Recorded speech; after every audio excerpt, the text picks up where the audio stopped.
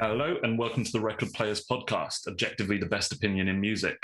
So, my name's Haddy. Again, I'm joined by Jack and Dennis. And this week, the review crew are tackling the latest album by metal juggernauts Gojira. Album's called Fortitude. So, if you've already listened to the record, you have any thoughts, opinions on our take, please remember just to like, share, and subscribe. Also, leave us a comment. What do you think of the video? Anyway, let's do this shit. Damn. I was like, he's brought the production value up here, but no. What? God damn. What? How dare you? Okay. Australia's worse off on the world stage by the fact this guy is on the Spotify charts, I tell you. It was going so well. I had such high hopes for you. I'm going to pass over to Dennis. You're an engineer. I felt the spirit. I wouldn't be surprised if I got this off someone off the street selling their CD for like £5. How do I stop it? This is crazy.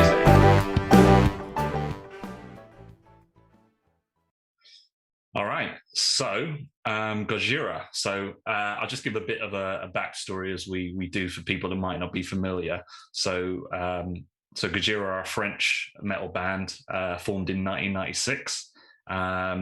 In terms of kind of subgenres, I think they delved into making music that could be classed as progressive, groove metal, sometimes death metalish, sludgy, quite a few different elements. This album, Fortitude, is actually their 7th record across the 25 odd years that they've been together. They've got four members, so they've got singer and guitarist Joe Duplantier, drummer Mario Duplantier, his brother, I believe, lead guitarist Christian Andrew, and bassist Jean-Michel Labelle. I apologize to French fans that are screaming at me right now. One thing I think is quite interesting is I think across their studio discography, they've maintained the same lineup, which I think is rare for such a long period of time. I can't think of many other bands that have kept like the same group of guys. I think they had one change in the beginning, but apart from that, it's been these four. And one of the other things I think is interesting just off the off is how, I guess, renowned and I think commercially successful they are for being such a heavy band. I think they're one of the biggest bands within the biggest bands that make music this heavy, at least, maybe looking at their older work. But let's get into it. I mean, just before we go into the actual album, I mean, do you guys have much of an experience with their back catalogue? Are you fans? I've listened to each of their albums at least once, just historically before doing anything for this week, but I wouldn't say I'm a massive fan. I've always thought that they have a huge amount of potential. One thing I love is their guitar tones are just like Me too. massive sounding. It's such a great tone, but for me, they've never kind of reached that full potential that they could have got to. I'd love to see. Let's go in a bit into. I'd love to see more. Kind of exploring the area on the prog rock side of stuff rather than the the grindy, sludgy side. Yeah. I think right now you're telepathically stealing my thoughts because I pretty much agree with every point you made, especially on the positive side. That just the sound of the fucking guitars is so brutal and heavy. Yeah, it's intense. What about you, Dennis? Yeah, always thought that they had loads of potential. I've heard of them before, but never delved into their catalog, really. This is the first time I've ever sat down with one of their studio albums. Interesting that Jack mentions the guitar tone. I didn't know, because as I was listening to this album, I was like, wow, this album is really well produced. They produce their own albums. They produce all their own albums, which is impressive. Yeah. Right, I think this album was produced, or at least it's credited to the singer Joe Duplantier. Yeah, he does a lot of work with amp simulations and stuff nowadays as well. So making digital tones that you can buy and plug into your own. Yeah, they've got a neural really cool. DSP plugin. Yeah, it's like for people that don't know, it's like a guitar sim that's like Gojira branded, which is supposed to be pretty good apparently. I kind of echo a lot of your points. I don't have that much of an experience, but from what I've heard in the past that I've liked. But let's get into this one. So again, I'll throw it back to you, Jack. What were your initial thoughts on the album as a whole? It's got a lot of the positives that I expect from Gojira, like sort of the stuff we've been listening to there. About how it's, they've got an uncompromising tone, and that's a continuous throughout the album, like on their previous releases. I'm not waiting for the time that slips up, because it's something they've been doing so solidly across their whole career. I think actually on this album there's got a bit more of a stretch compared to the material of their last albums. There's a bit more maybe Mastodon that I can hear creeping in here. Definitely. Especially some of the stuff where they almost fall into playing actual leads and solos, which I could have done with a bit more of on this album. There was even. I was going to say there was even one track that had a straight up like kind of bluesy solo that I would not, or I can't remember hearing on any of their other tracks. I'm trying to think. I think it was the Chant, track 7 is just a straight up like kind of blues solo. The kind of like the syncopated chord pattern you hear at the start of that as well is almost Led Zeppelin-ish. Yeah, well, you mentioned Mastodon. That was the one track that made me think of Mastodon the most, at least Mastodon's new stuff, and that was, it was more of a rock track than I guess the metal type sound that you'd associate with them. But which is that's something you can see in a few places across this album. I'm not sure how it sits with me, because I was expecting like a balls to the wall, in your face metal thing the whole time. But I that's got more to do with me as a listener than the album, I think. But yeah. Dude, you've stolen everything that I've been meaning to say this review. Literally, we're on the exact same. I was gonna talk about how I had my expectations of the heaviest shit, and it went a different way. But anyway, I'll get into it. Dennis, please give us a different opinion, something that I haven't made notes about, please. What's your thoughts? Well, I'm surprised. Well, I guess you guys have a history with the band, but I wasn't expecting anything going in, and I quite liked the slower tracks like the Trials, not so much the Chant. I think Fortitude and the Chant, it's the same melody on both, so I guess it's one of those. Right, that was the interlude going into the Chant, which was the full song, right? But quite like the Trials. It was a sort of melancholic vibe, and I thought maybe the vocals could have done with being a bit more powerful, but yeah. So were you guys really expecting just a balls to the wall metal album? Well, for me, yes. I mean, I think, like I said, I wouldn't say I was the biggest fan, like I mentioned in the intro, but one thing I have always respected is how heavy and brutal and uncompromising they sound. And they definitely utilize kind of unconventional song structures to kind of push forward the sound. And in some ways, I don't want to rag on this album, because I would probably say overall I enjoyed it, but I found it could get a bit more. It was quite formulaic, potentially, coming in with the expectations I have. I think I was lulled into a false sense of what it was going to be as well, because of how it started. So track 1, Born for One Thing, I'd say that was probably one of the more heavier and like crazy tracks. That track, for you, Dennis, especially because you might not be as familiar, that track for me sounded a lot like older stuff I'd heard from them. There were lots of tempo changes. The guitarists were like crushing. They utilized, they're always one thing that contributes to how fucking brutal they sound is, they always have the kind of like the pick squeals and then scraping the strings to have just that, rough, aggressive sound. And all of that was on display on track 1. But kind of from there was only a couple of other tracks where they went that like energetic with it. So I was kind of almost kind of put into the mindset of, well, this is what the album's going to be, and it didn't, reach that height. Many other times, honest, some of those tracks that you mentioned that have those techniques that you're talking about, like for instance, on my first listen, Newfound just stuck out, and it's very much what you're saying. It's sort of like a heavy guitar tone with the slide thing. So I think the riff goes didn't the squeals and the scrapes. That's just a signature for them. I mean that stuff was all there. I guess for me it was more. I was looking for more of the tempo changes and crazy like fast like drum beats to go along with it, and I didn't always get it. There was a lot here that was like, I mean, like you mentioned, Newfound, that was a very like anthemic song, at least in terms of the hook, and that was something they had a lot. It's a very melodic album, which I don't know. I guess I had personal bias in terms of I didn't necessarily want something as melodic from this band. Even though I'm not the type of metal fan where I'm always going to want the heaviest shit. I think I just had the expectation of this band that I would get it. Yeah. Do you think they're sort of going more down the commercial route in that they're playing some of these songs seem to be written specifically for the coming festival season?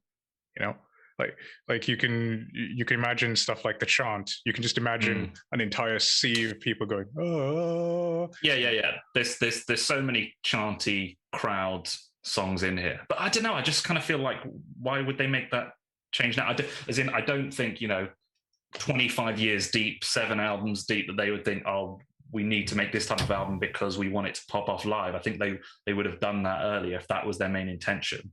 To make songs that work well live. I did read a review that was talking about how metal is becoming kind of more mainstream again. As people get, the longer that any music is out, the more it's going to be accepted by the mainstream because it's less controversial and less in your face about it. But there were definitely points on this album where it almost sounded like metal easy listening, especially compared to some previous Gojira stuff, and especially thinking that like early Gojira, they were getting comparisons to bands like Meshuggah and stuff, and you're thinking like comparing them now, worlds apart. Yeah, well, not entirely, but more so than then. It does sound like a different band in many ways. Like I said, the core's still there, and they still reach those points, but. It does feel like, to go from what you're saying, it does feel like they were deliberately going for a sound, but I don't know whether the live element was the main driver. But it is, it's definitely going in like a melodic, commercial-ish, by their standards route. For me as well, I think this album was hurt by the fact that we reviewed it directly after doing the Tool tier list. Don't know how you guys feel. I read another review that was naming some bands that they were like, this new Gojira one is like, it's got elements of this band and this band and this. And one of the things they said was the creativity of Tool. And I just kind of sat there for a second to go like, are we listening to the same album? Yeah, not on this. To Tool? Not on this. No way. No. But I will say, one thing they have in common is there's a lot of 3/4 going on. For instance, with Newfound, that's an obvious sort of 3/4. Where you've got the guitars doing 3/4, didn't where, and then you've got a regular 4/4 beat going on the drums. You if you pay attention on random tracks, you'll just get like a little section that'll just have a 3/4. So there's copious amounts of that. It might be a metal thing. Yeah. I was gonna say there's a lot of archetypes of metal that they hit like square on the head on this album. Yeah. There's just less innovation. Which is never, like, in my opinion, it's never really been their thing to be that innovative. They've had their own sound and they've more or less kind of stuck to it. You make a good point. Like, I haven't listened, I haven't had my ear to the ground with metal for a long time, but on listening to this, I was literally like immediately transported back to 2012. I was like, back when when I actually had my ear to the ground in the metal scene. I think it'd be interesting for you specifically if you got the context of listening to one of their previous albums. Like, again, I don't say this is a super band, but the album which has this cover that I've put in the back, or the sequel. I'm trying to think of the title. From Mars to Sirius. Mars to Sirius. That one. The Way of All Flesh was the one after. Again, with my relatively limited, fandom of this band, Dennis, you listen to those 2 albums, and the shit they're doing on those 2 is crazy and heavy as fuck, like the kind of bookend tracks of this album, but throughout. And you put it in perspective, and you kind of feel like on this album they were playing it safe. I get you've got the kind of vacuum of not having the experience, so you might go into this and think, this band's cool, but again, I'm going to use my square here. For me, the bar was set up there, and it's just pulled back by not being as unconventional, heavy, epic and like frenetic. One thing they kept across the album is this kind of really cinematic feel that their music has, and stuff like I wasn't a massive fan of the Gregorian type chant stuff on Fortitude. I thought it was okay, but I thought 2 minutes is too long, and I thought the fact that it leads into the next track, you could have made it much shorter. If it's going to lead into the next track, it carries on anyway. But yeah, that sort of like use of time in the album as an art form itself, so using that idea of having a track feed into another and develop in that way, it's such a transportive technique to like suck in a listener. That's something they've always had really, really nailed in, and that's something they do really well on this album again, which will probably transfer, like I said, really well to live situations where you need to like pull in the audience immediately, get them on side.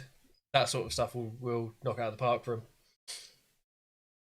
Yeah, I mean, those kind of cinematic elements, the kind of the musical elements outside of the norm. I think there were quite a lot they retained here. I mean, that track's a good example, but I know they use a lot of kind of tribal world music sounding elements throughout the albums, and I think a lot of that ties to their kind of lyrical content that focuses around like environmental issues.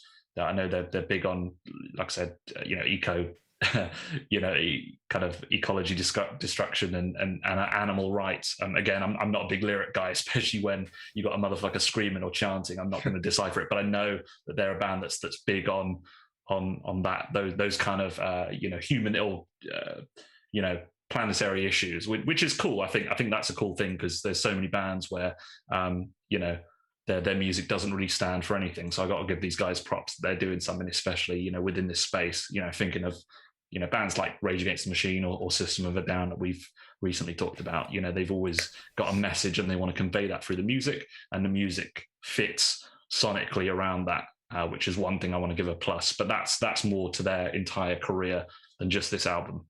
I don't know if it was just for this album. Oh, maybe it was, yeah.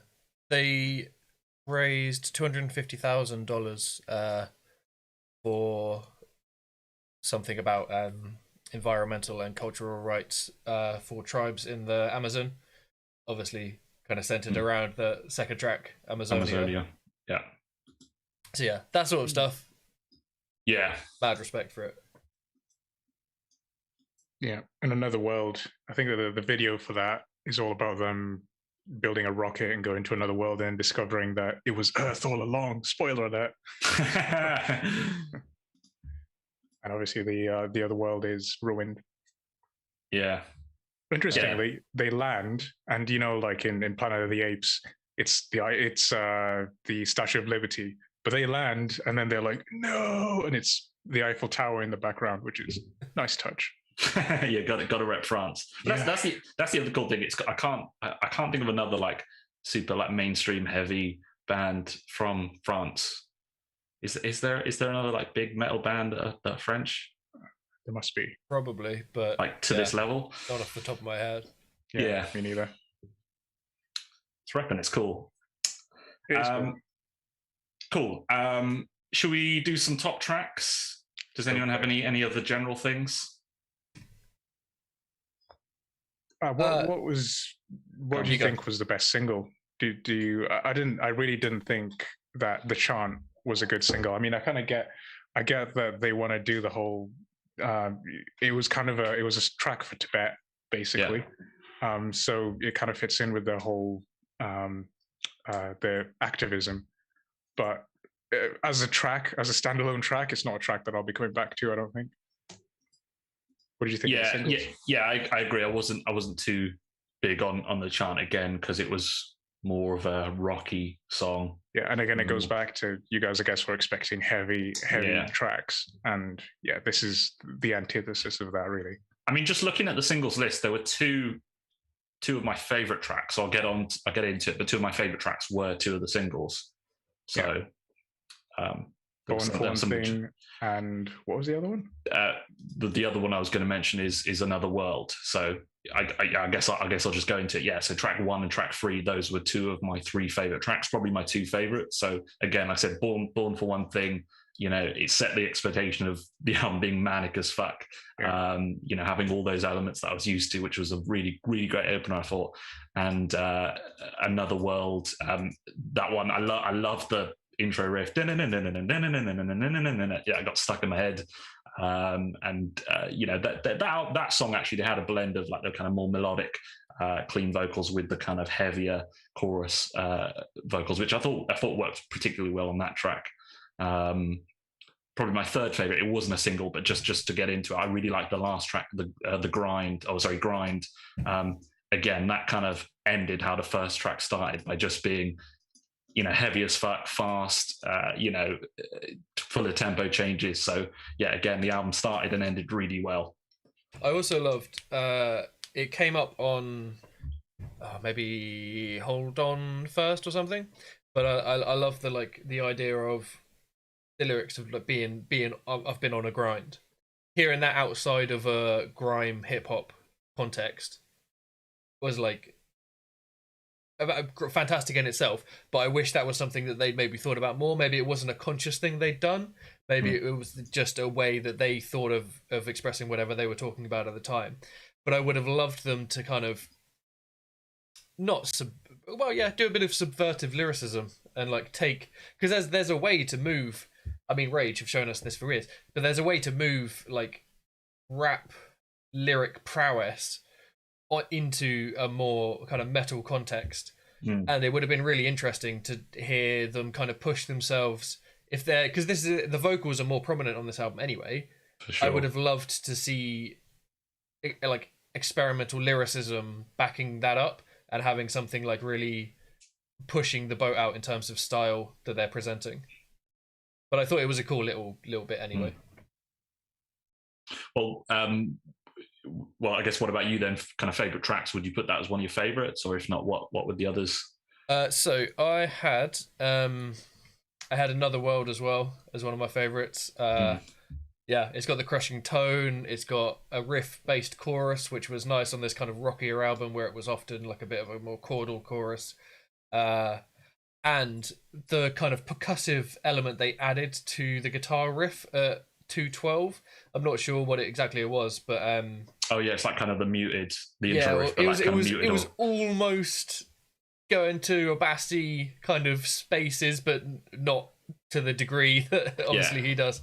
And cool. Then like it feeds into a proper like spacey Satriani sort of proper trem-picked high up lead with loads of treble. Yeah, like it tonally was really interesting. I had Hold On as well as another one because it's got actual riffs in it and it's got solid lead work, which was not something that I was necessarily expecting, but something I was fairly pleasantly surprised with when it came up for the most part. Right, there's the kind of tapping bit in the latter half. Yeah, so when it gets to the tapping part as well, the vocals are there supporting some melodic content on the guitar, whereas on other points on the album, they can almost be drowning them out at some points, which is not a bad thing because he's got a great voice, but it's also not what I was going to a Gojira album for.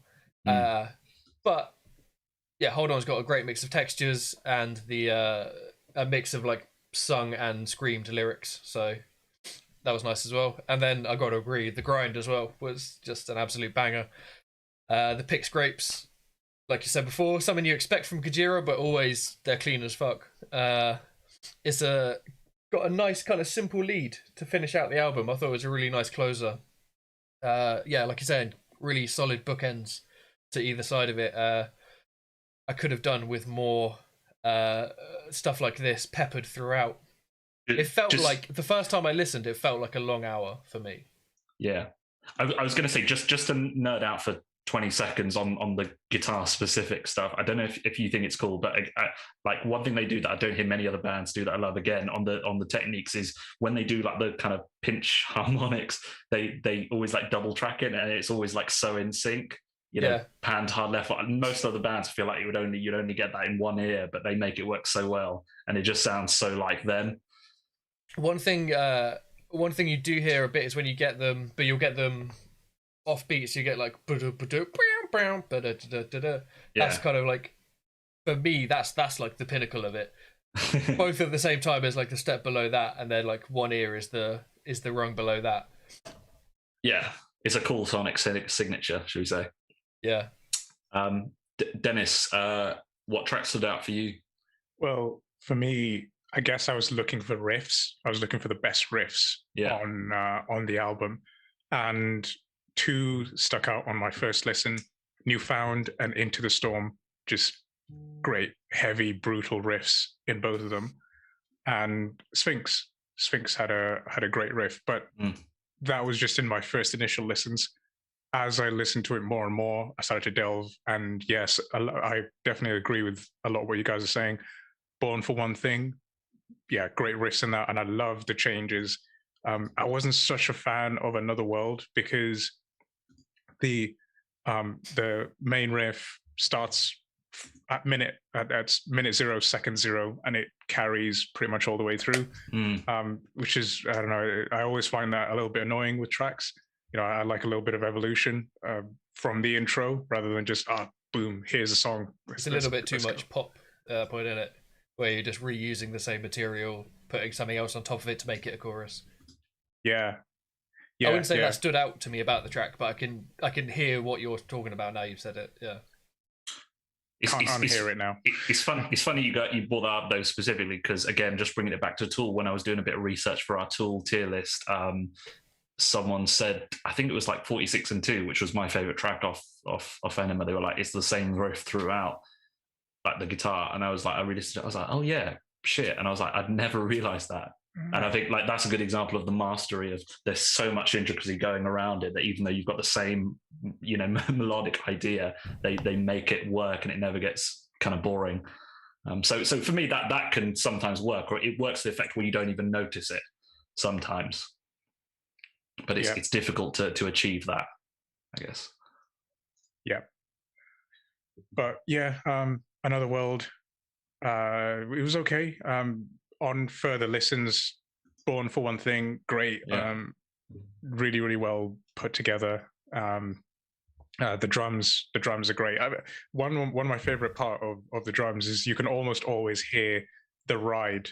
You can always hear that ding ding ding just in the ride. Goes back to their production, and I appreciate that. And one thing you can always hear the bass as well, just on the production front. Yeah. Their production is super crystal, and the bass tone is great. Yeah. It's fantastic. I don't know how he does it. It almost sounds like maybe like a Fender Jazz, or with some kind of an effect on it, a little bit of distortion on it, or something like that.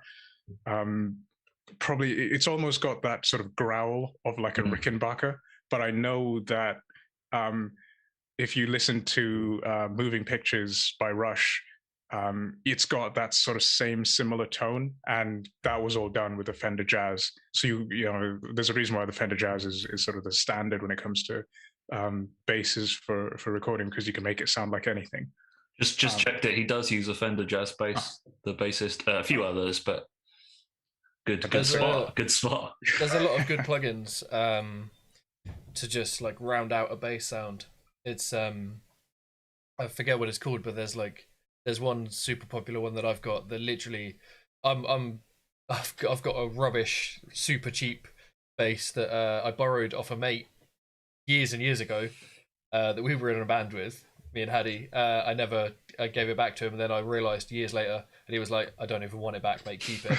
Even that bass recorded with this plugin just sounds beefy as all hell. And it's like, yeah, it's not a top tier bass anyway. I wish there was something for guitars that could do the same thing. That could take like your Telly single coil lipstick pickup tone and just make it beefy as all hell. But yeah, there's some magic variety of plugin for bass that can just fix it. Lucky bassists. they got to have something, right? All right. Just to finish off, totally agree with you that Born for One Thing and The Grind are really, really good bookends for the album. It's really great opening and closing. Yeah, so I'd be interested if you do revisit an older album just to get your thoughts on that, especially comparison. Probably say if you get the time, that'd be cool to get your opinion on that. No, I'll listen to From Mars to Sirius and the Way of Flesh, that sort of period. I will say their album covers were Sick to Mars, From Mars to Sirius, dipped a lot in the middle, but they've come back up the other side. And I think the first thing that got me thinking about Mastodon before I even listened to it was how similar this album style, the album cover style, is to the Mastodon artwork. Mastodon are kill the cover game. Yeah. Continuously. Yeah. Well, like this, if you photoshopped Mastodon instead of Gojira up the top, I'd have no trouble believing it at all. Especially like, what was it? The Hunter, their last album or something. Oh yeah, that cover's so good. Oh, that was actually a much different looking cover. I don't know why I picked that one. But yeah, they are very, very similar. Got me in the mood for some Mastodon after that, to be honest. Yeah. Okay, let's give our, I guess, final summary and our gradings, shall we? Go for it. So, are you ready? Yeah, I can go off, and then you guys start, can, and then you guys can give the real answers. So he knows his place. Literally. So, my initial impression was that this was a backpat album, but as I listened to it more and more, and we've lost Hattie. I'm bringing it back. Don't worry. Okay. As I've gone and researched a little bit more and listened to it a little bit more, I've become impressed. I'm impressed that they produce their own albums, and given that, I'm impressed at the quality of the production. It sounds amazing. Like, you can hear everything. They're doing these complicated production techniques. It's really, really cool. So I would put this as a low fire, high backpat. Okay. Depending on where we fall. Depending on where you guys fall. You're going to be... So I'll say fire for now. Okay. Oh, man. All right. Jack, do you want to do yours? Yeah. I read a few reviews because I wasn't too sure what to think of it in the first place. But it seemed almost universally. Can't let other reviews poison your mind, man. Well, no, because I was obviously just comparing it to what my own thoughts were. Okay. And they seemed almost unanimously positive. Even one review that gave it 3 out of 5 had a really positively written article about it. Just didn't give it the full score. But I don't think it's that strong a showing. I think it's got some very good songs on it. I don't think it's like a universally good album. I don't think there's stuff that's as good as KG or LW. I would land on the high backpat side of things of Dennis's Equilibrium. Right. Yeah, I'm with you. I mean, there's some missing quality, it feels, because there are tracks. There are some amazing. Born for One Thing is a great track. I think Newfound is a great track. There's certainly tracks that I'm going to keep coming back to. But there's a definite dip in the middle. Yeah. Middle to late middle. Yeah, around Fortitude, the chant. Yeah, it's a bit of a dip. Yeah. Okay. Yeah, I mean, I'm not going to rock the boat too much. I think we've already talked about kind of everything. Again, like I said, just for me comparing it to previous work, I was a bit let down. But by no means would I say it's a bad album. So I'm going to go firmly in backpat. I'm not going to sway between the lines. So I think overall that'll put us as a unanimous backpat for the album. Yeah. You know, it's solid, but they've definitely done better. I'm not mad at that at all. Yeah, especially looking at what else is there, because it's like, I know we had a bit of more of a divided opinion about it, but Greta Van Fleet is a fine album for the style of music. It's fine. It's not great. I think this is fine and not great, but in a different way. Yeah. No, I'm with you there. Got similar qualities to them. All right. Cool. All right, so that does it for our review. I think just to keep you guys aware, next week we're going to be reviewing the newest J. Cole album. That's the plan, right? think so. Yeah. You can tell I'm so prepared as the host this week. Cool. So yeah, be on the lookout for that next weekend. But yeah, apart from that, again, like I said, leave a comment, tell us what you think of the album, and yeah, we'll see you next week. Peace. All right. Peace. Looking forward to the discussion. See ya.